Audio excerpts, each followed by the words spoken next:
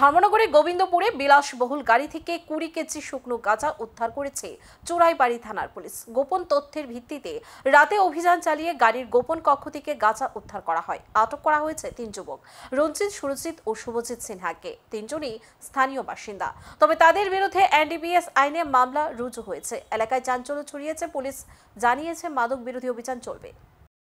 আমরা যে ইনফরমেশন পাইয়া এটা এই রাস্তার সাইডের মধ্যে আমরা ইনফরমেশন দেওয়া বই আর ওটা বসে অ্যাম্বুস হওয়ার পরে আমরা এক গাড়ি পাইছি।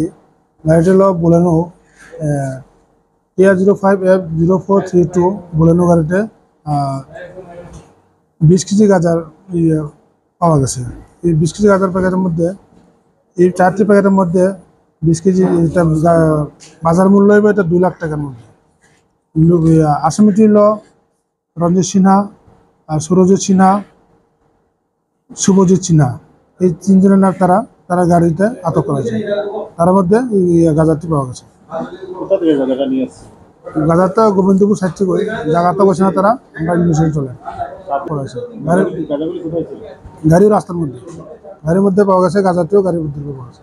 পুরো কইছিল গোবিন্দপুর সাইডে কালী মন্দিরের যে আইছিল একজন ইনফরমেশন পাইয়া বলে আসছিল তারা ওই গাড়িতে আমরা হঠাৎ করে সন্দেহ করে গাড়িটা আটক করার পরে সার্চ করার পরে 4 প্যাকেট গাঁজা পাওয়া গেছে।